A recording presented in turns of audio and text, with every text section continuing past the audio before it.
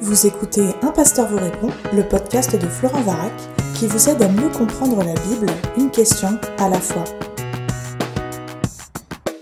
La question est posée pour ce podcast.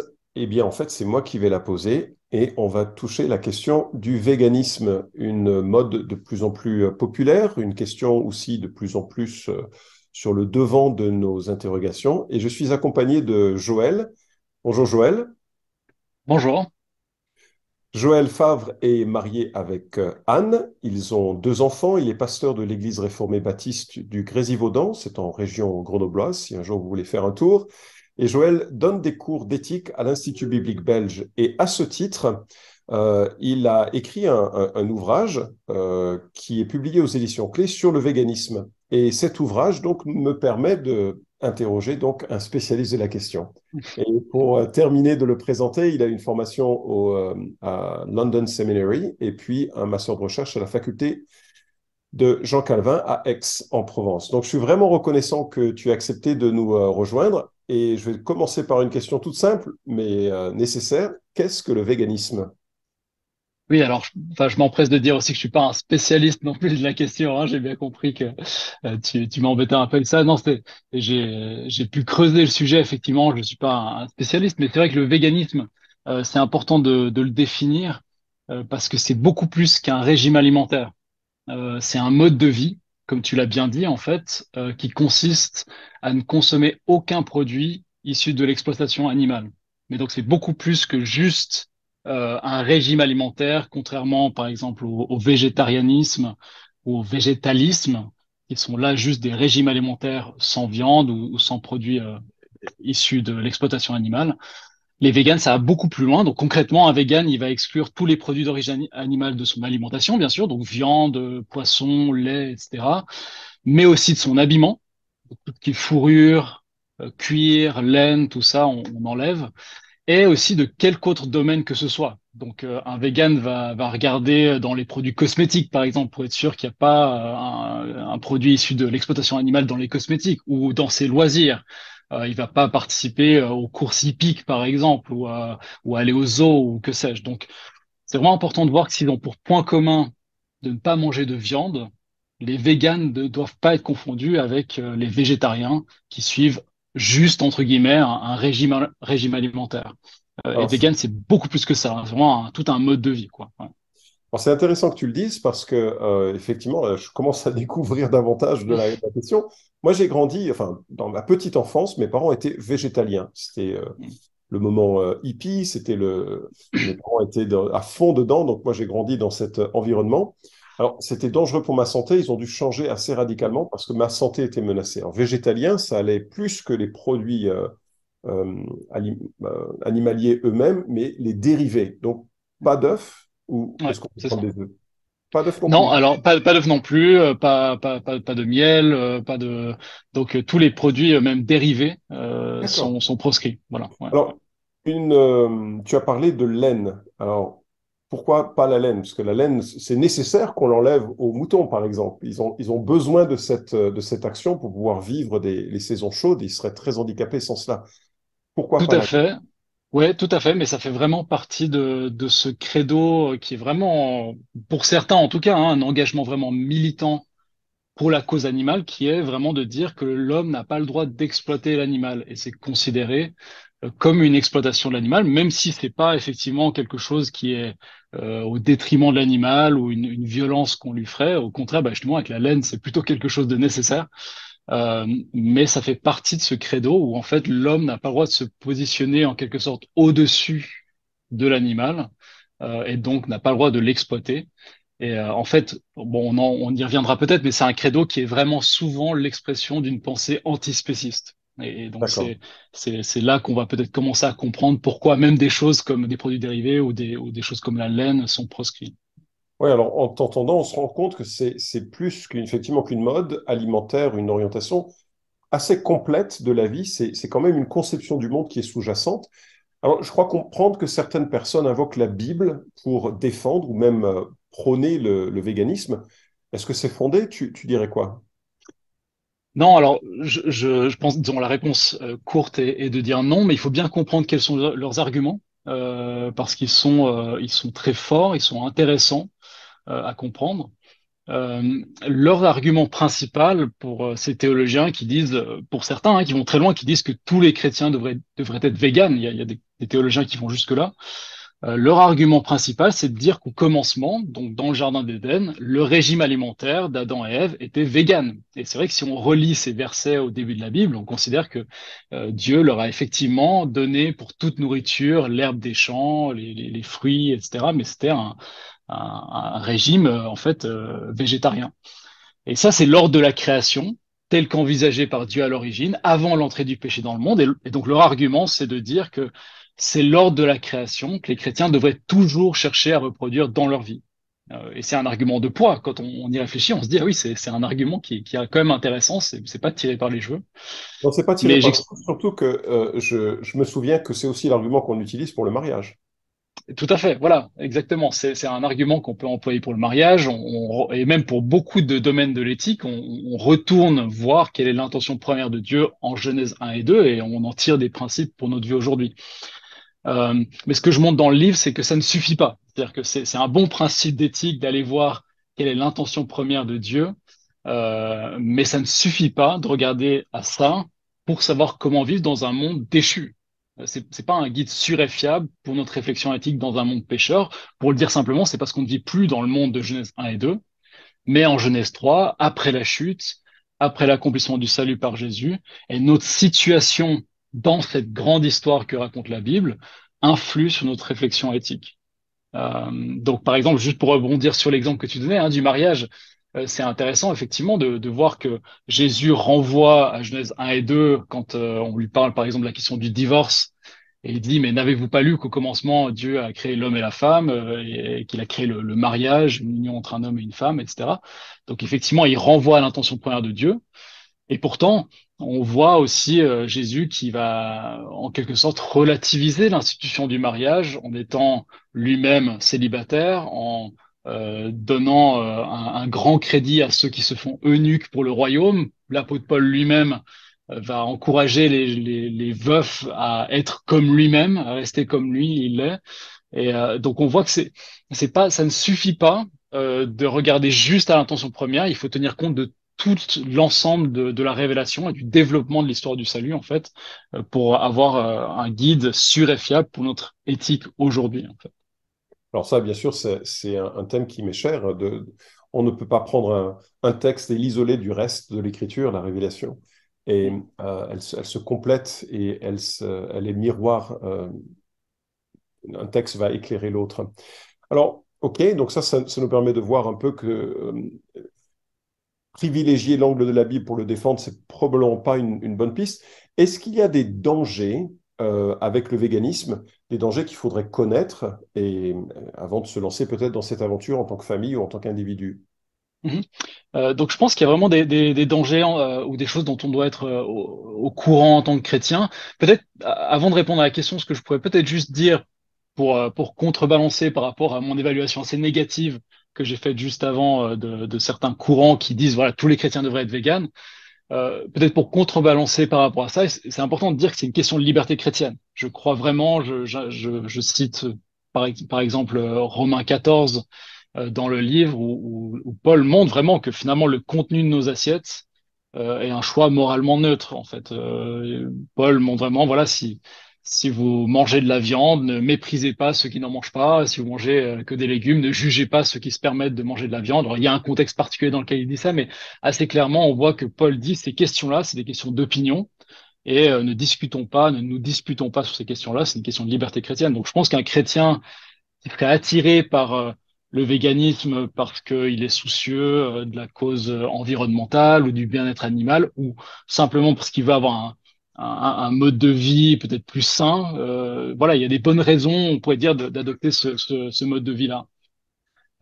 Et ayant dit ça, voilà, ayant dit ça, un chrétien peut être vegan, oui, mais j'ajouterais un grand mais, c'est qu'il doit, s'il adopte ce mode de vie-là, être au courant des idéologies qui sous-tendent ce mode de vie. Et l'idéologie clé, l'idéologie principale qui sous-tend le véganisme, j'en ai déjà parlé, c'est de l'antispécisme, c'est-à-dire cette idéologie qui ne fait pas de hiérarchie entre les espèces vivantes.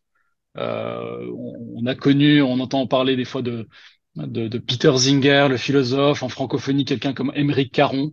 C'est des gens qui ont beaucoup fait pour développer cette vision-là de l'antispécisme. Et leur idée, c'est qu'en fait, l'appartenance à une espèce, c'est pas ça qui doit déterminer la manière dont on va traiter un être vivant. L'homme étant un animal comme un autre, il dirait, rien ne justifie, d'après eux, que l'espèce humaine, pardon, jouisse d'une plus grande considération morale que les espèces animales. Et ce serait faire preuve de spécisme, comme on ferait preuve de racisme ou de sexisme, quoi. Ça va assez loin, hein. Et, euh, et c'est là que ça devient assez dangereux, parce que là, on glisse vraiment dans à la fois une vision du monde qui a une anthropologie très différente de l'anthropologie biblique, puisqu'elle considère que l'homme n'est pas un être spécial qui est créé à l'image de Dieu, mais qu'il est juste un animal comme un autre. Oui, et ça, Et c'est puis, vraiment oui, important. Si pardon. je me permets juste, Ouais, bien sûr. c'est vraiment important de réaliser que dès le commencement, l'être humain est au centre d'une préoccupation unique de Mm, Dieu qui le crée à son image, homme et femme, mâle et femelle. c'est ça. Et ça, c'est une identité qui est propre à l'être humain et qu'on ne retrouve pas chez les animaux, en tout cas dans la perspective biblique. Donc, C'est ça. toi, ce que tu dis, c'est que la philosophie sous-jacente tend Mm. au contraire à ne pas distinguer et singulariser l'être humain. C'est ça, c'est un des gros problèmes avec l'antispécisme, hein, qui est vraiment derrière l'idéologie, derrière le véganisme.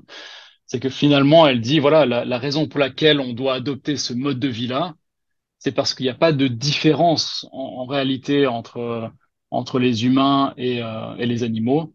Et donc, il n'y a pas de raison qu'on doive accorder une plus grande considération morale aux êtres humains que aux animaux. Et Les c'est vraiment animaux, ça qui...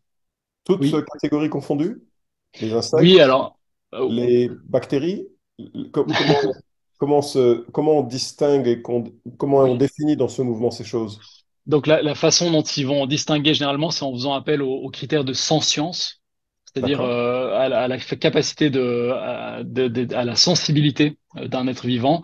Et donc forcément, ils vont pas dire que il y a la même considération morale qui devrait être accordée à un moustique qu'à une vache ou à un être humain. Ils vont dire qu'il voilà, il y a le critère de sentience fait qu'on doit accorder quand même une plus grande considération à certaines espèces par rapport à d'autres. Euh, mais ça lisse complètement la distinction qui est faite dans la Bible de façon beaucoup plus nette entre l'être humain créé à l'image de Dieu et tous les êtres vivants, tous les autres êtres vivants. Voilà. OK. Et donc ça conduit à certains dangers, non, de le voir ainsi? Oui, alors ça mène à toutes sortes de dangers, évidemment, d'avoir une telle anthropologie. C'est que très rapidement, et c'est un peu ce qui se passe dans les visions les plus extrêmes, hein, je parlais de Peter Singer avant, là c'est vraiment un philosophe qui pousse cette pensée à l'extrême, c'est que très rapidement, on peut se retrouver à défendre, à accorder en fait plus d'importance à la vie d'un animal qu'à la vie d'un être humain, simplement parce que cet être humain a pas peut-être parce qu'il est handicapé, il souffre d'un handicap, ou parce que c'est un vieillard qui est dans qui est dans une phase de sénilité avancée, par exemple. On va estimer qu'ils ont besoin de moins de protection un animal en pleine santé. C'est vraiment ce que disent Peter Singer ou Émeric Caron dans leurs propos les plus poussés, les plus extrêmes. Donc je dis pas que tous les véganistes disent ça, hein, évidemment, mais c'est un peu le danger, c'est la pente glissante vers laquelle on va lorsque on ne sépare plus clairement et qu'on n'accorde plus une dignité particulière à l'homme comme créature créée en image de Dieu, quoi. Ouais. Ça devient vite le danger, ouais. Ah oui, je peux me représenter. J'ai un fils qui vit avec sa famille en Alaska. Ils font beaucoup de randonnées dans la nature et une nature qui n'est pas très, enfin, qui est parfois très agressive. Et donc, je m'imagine tout le problème de la conscience que pose ce genre d'interaction dans un univers et dans une nature qui est parfois très agressive. Les ours ne font pas que voler des morceaux de chocolat. Lorsqu'ils se pointent sur les routes des promeneurs, ben ça peut être dramatique. Sans parler des pumas et autres individus, enfin, mountain lion, je ne sais pas comment ça dit, peut-être. Ouais. En tout cas, il y a toute cette réflexion, justement, alors Ouais, ouais. du Mais rapport et de c'est l'interaction. c'est- c'est intéressant que tu dises ça parce que je pense que c'est pas non plus un hasard si cette pensée-là émerge quand même vraiment principalement dans les milieux occidentaux très urbanisés. où en fait notre lien avec la nature est de plus en plus distendu en fait. Et je pense que on a une vision de la nature très idyllique aujourd'hui. Voilà, en Occident, dans nos grandes villes, etc. On ne se rend plus compte exactement de ce que tu dis. C'est que la nature, c'est quand on parle de la loi de la jungle ou qu'on parle d'un que le travail un monde de requins, par exemple, on décrit une réalité, voilà, que effectivement la nature est effectivement agressive, quoi. Et on a oublié ça, je pense. Ouais. Oui, alors on le touche du doigt, nous, avec mon épouse, qu'on a un petit terrain avec, qui nous permet d'avoir quelques animaux, etc. Et maintenir en vie contre des prédateurs, c'est un Mm, énorme travail. C'est ouais, surprenant. C'est très instructif et mm, éducateur pour nous, parce qu'on réalise que la vie est fragile et qu'il y a un cadre à donner pour la vie. On n'a pas évoqué les dangers alimentaires. Je suppose que ce serait plus à voir avec des médecins, mais je sais qu'il y a quand même des problèmes aussi à gérer probablement avec de tels régimes. oui, alors effectivement, je suis pas un spécialiste sur la question. Des lectures que j'ai pu faire, effectivement, alors il y a toutes sortes d'avis qui sont donnés, mais ce qui ressort comme le plus des articles que j'ai pu lire, c'est qu'il y a vraiment quand même un danger de carence. Je peux pas me prononcer vraiment pour dire si c'est impossible de vivre avec un régime vegan. Peut-être que voilà, l'avis d'un médecin serait plus utile là-dessus. Mais il y a quand même un réel danger. Donc quelqu'un qui voudrait s'engager dans un tel mode de vie, il faudrait vraiment qu'il se renseigne et qu'il prenne le temps de consulter aussi pour voir si d'un point de vue de sa santé, il se met pas en danger. Ouais, et là, là, je voudrais donner un témoignage personnel, Oui, surtout si ça touche des enfants. oui. Veillez à voir cela avec un pédiatre parce que les carences peuvent être réelles. J'en ai été victime pendant Hmm, quelques mois, heureusement. Et le problème, c'est que le manque de protéines animales, en tout cas, semble-t-il, donnait un état un petit peu d'endormissement. Et le hmm, médecin qui m'a vu, le sachant, parce qu'il venait d'Afrique, a dit à ma mère, votre fils sera mort dans 6 mois. Et ça a été hmm. le choc qui a Wow. permis à ma mère de s'éveiller sur la situation. Hmm. Une situation, un exemple n'est pas une règle, donc c'est pas du Voilà. tout ce que je Hmm. veux dire, mais je pense que c'est bien qu'il y ait un médecin, un pédiatre qui participe à l'aventure si jamais c'était un désir. Alors, est-ce qu'il y a aussi des bonnes choses à retenir du discours vegan? Tout à fait, je pense que ça c'est vraiment une chose qu'on doit apprendre à faire aussi en tant que chrétien. C'est-à-dire il y a des critiques claires qu'on peut faire, mais Paul nous dit d'examiner toute chose et de retenir ce qui est bon. Et je pense même si on voit qu'il y a des idéologies presque anti-chrétiennes qui sous-tendent le mouvement, il y a aussi des bonnes choses à en retirer. Et donc il y a en particulier deux problématiques sur lesquelles les véganes nous alertent, à juste titre, je pense, et sur lesquelles on devrait être attentif en tant que chrétien. Il y a la question du bien-être animal et de la protection de l'environnement. Et j'étais étonné moi-même en étudiant un peu plus le sujet de creuser en fait dans la Bible et de voir que il y a un certain nombre de passages bibliques qui montrent déjà par rapport au bien-être animal que Dieu se soucie des animaux et que il a un amour pour toutes ses œuvres, toutes ses créatures. Et puisqu'il nous a fait à son image et qu'il a fait de nous les intendants de sa création, c'est pas étonnant aussi qu'on trouve un certain nombre de passages bibliques où il est souligné que Dieu s'attend à ce qu'on partage son souci des animaux, à ce qu'on soit... il y a des versets assez forts dans la loi de Moïse, par exemple, où justement on ne peut pas empêcher un animal qui moule le grain, par exemple, de pouvoir manger du fruit de son travail, que si on voit un âne qui est en train de, de, de, de tomber sous la charge qu'il porte, on doit le soulager de sa charge. Enfin, il y a pas mal de versets comme ça qui montrent que oui, la préoccupation des animaux est quelque chose qui devrait être au cœur des chrétiens aussi. Et puis la protection de l'environnement, bien sûr aussi. C'est-à-dire que là encore, c'est un sujet peut-être qu'on n'aborde pas beaucoup dans nos églises. Euh, mais la Bible montre encore une fois que Dieu a un souci pour toute sa création. Il a un plan d'avenir pour toute sa création. C'est toute la création qui va être achetée au dernier jour. Et même si on ne doit pas croire que c'est par notre militantisme qu'on va sauver la création, je pense qu'on est appelé à en prendre soin. Je pense qu'il nous alerte sur des sujets sur lesquels il est important de se pencher en tant que chrétien. Ouais. Merci, et je voudrais me renvoyer à l'épisode 268 de Un pasteur vous répond. Comment la Bible protège-t-elle les animaux de la souffrance? Peut-être ce sera un complément à cette réflexion. Je vois aussi, ma femme est très accrochée aux podcasts et autres de ceux qui font un peu des mini-fermes aux États-Unis notamment.